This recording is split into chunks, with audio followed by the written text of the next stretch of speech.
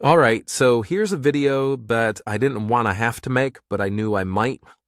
Um, Back early on in like video 3, we were designing the axle shafts, and we had, ringed a hole and then milled it flat and welded a plate on and used a big set screw to mount to that D shaft. And because it was a D-shaped hole, there was no way that that was going to be able to slip, especially with a big set screw. And then we also switched from, a drilled through hole for these to a big set screw in these two. Both turned out to be bad ideas.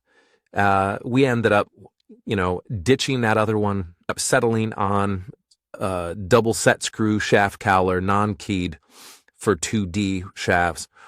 And the reason we ditched that original one is because, we still had a motor waddle. Well, we didn't find out till the end that that motor waddle is remedied just by having a good secure mount, and it wasn't really intrinsic in the shaft coupling itself. So, and I was figuring, this would probably be okay with the 2 set screws because the maker of these motors, decided they wanted a 3/8 output shaft for the power that this could generate. So a standard 3/8 shaft coupling. And the small set screws, which Phillips, those are small set screws. Yep. So we had 2 of those, joining our shabs instead of just the one that we would have had in the other design. And anyway, between 3 set screws, even with Loctite, things were always kind of getting a little bit loose and getting a wobble. And if they spun all the way around, they were going to ruin my shabs. And even when I drilled cups into this end of the shaft so that my big set screw could go right down in, that did not really help. It was probably actually even worse. I know I've seen shabs that did that, old school ones, and I kind of think that they might have used like a point, like they might have had a drill bit that went down in a point and then they had a pointed screw, because the taper of the set screw is not the same as the end on a drill bit.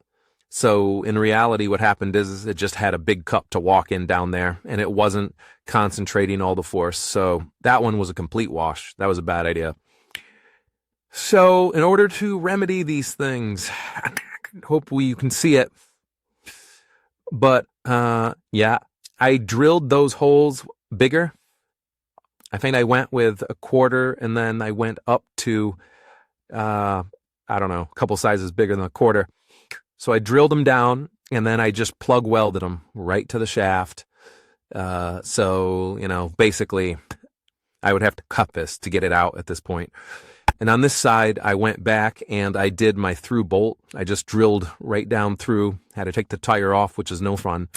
So I just drilled right through and I did the through bolt here. So this side's good. That side should be rock solid now.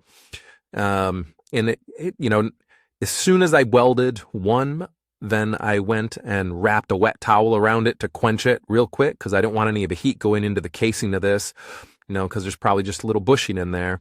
And I didn't want anything to get jacked in there. So hopefully we avoided that.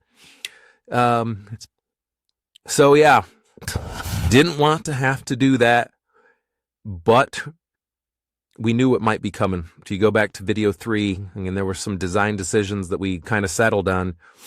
It wasn't my favorite, wasn't my first choice, but it's what we ended up with. And now we're kind of at a hybrid. Also, I created a case for it. I'm gonna switch over and show you that in a second. So there is the final case body that we ended up with. I don't know. It's okay. I'm not like a model maker, and I wasn't going to obsess over it. It's good enough for me. It's basically 1/4-inch underlayment, who's $7 in wood. Sheet metal would have been like $40, so it just wasn't worth doing. And these fenders, they're pretty rigid. And what it is first I took the cardboard from the other one and I hot glued it on. And then I figured it was a little bit cheesy. It wasn't quite strong enough, right? So I took a bunch of popsicle sticks and I hot glued them to the cardboard, going like this all the way down. And you can't, they're only that wide, so it worked out okay. You can't really see ridges. Gave it a light sand, and then you can kind of see on the surface, like I didn't really, go crazy with this, but I just gave it a quick layer of Bondo and then smoothed it real quick. Um, the other one came out a little bit nicer. So that's fine. And then for these, this is just paper that I painted black, and then, Elmer's glue down there. That way I could, get just the right size without having to try to paint. And I'll show you how I joined it in a second. So here is the inside. Here's how I keep it down to the frame. I just have some there's two here, should be two there. And then the whole thing is just really hot glued together with some extra stiffening in places. So, that'll do the trick. And I've already started shooting kind of the grand finale. It'll go in my crawl space next, and then we'll get some live shots of it going. So, even the best laid plans, prototyping, you never know what you're going to encounter. Just do our best.